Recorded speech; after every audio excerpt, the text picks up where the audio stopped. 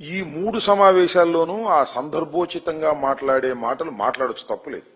ఆయన గురించి, ఆయన పార్టీ గురించి వండర్ఫుల్. దానితో పాటు వైఎస్ఆర్ కాంగ్రెస్ పార్టీని, వైఎస్ఆర్ కాంగ్రెస్ పార్టీ నాయకత్వాన్ని దూషణ చేయటం, తీవ్రమైన పదజాలాన్ని వాడటం, పీకుడు లాంగ్వేజ్ కూడా వాడేటటువంటి పరిస్థితిలో మరి పవన్ కళ్యాణ్ గారు ప్రవర్తిస్తున్నారు అంటే చాలా విచిత్రం వేసింది.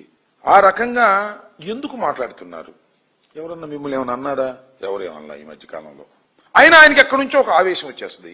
మధ్యలో ఆవేశం వచ్చేసి చాలా చాలా పిచ్చి పిచ్చి మాటలు మాట్లాడుతున్నాడు. అసలు జోగి ఆదిత్యలాగా చేసేయాలంటున్నాడు అంతే. అరచేతిలో రేఖలు చెరిపేస్తాడంట, నలగొట్టేస్తాడంట, రౌడీజం చేస్తే తొక్కేస్తాడంట. ఇట్లా ఏందో ఒక పొలిటికల్ లాంగ్వేజ్ కాకుండా భిన్నమైనటువంటి లాంగ్వేజ్ మాట్లాడి ఎవరినో బెదిరించాలనేటువంటి భావన వారిలో కనిపిస్తా ఉంది. ఎందుకు ఈ భాష మాట్లాడుతున్నారు? సడన్ గా ఏదైనా ఒక అకేషన్ ఆయన ఎవరన్నా ఏదన్నా అంటే ఆయన రియాక్షన్ అయితే అది వేరే విషయం. ఎవరేమన్నా ఎవరినేమన్నా అన్నారా? ఎవరేమన్నా అంటే చెప్పు, సూటిగా చెప్పు, అడుగుతా ఉన్నా. గౌరవ పవన్ కళ్యాణ్ గారు, ఉప ముఖ్యమంత్రి గారు మిమ్మల్ని ఎవరన్నా ఏమైనా ఈ మధ్య కాలంలో అన్నారా అంటే తెలంగాణ వాళ్ళు అన్నారు మీరు పిచ్చి మాటలు మాట్లాడితే. ఎందుకు వైఎస్ఆర్ కాంగ్రెస్ పార్టీ మీద, నాయకత్వం మీద మీ ఇష్టం వచ్చినట్టుగా దూషణ భూషణలు మాట్లాడి తీవ్ర పదజాలం వాడేటటువంటి కార్యక్రమం ఎందుకు చేస్తున్నారు?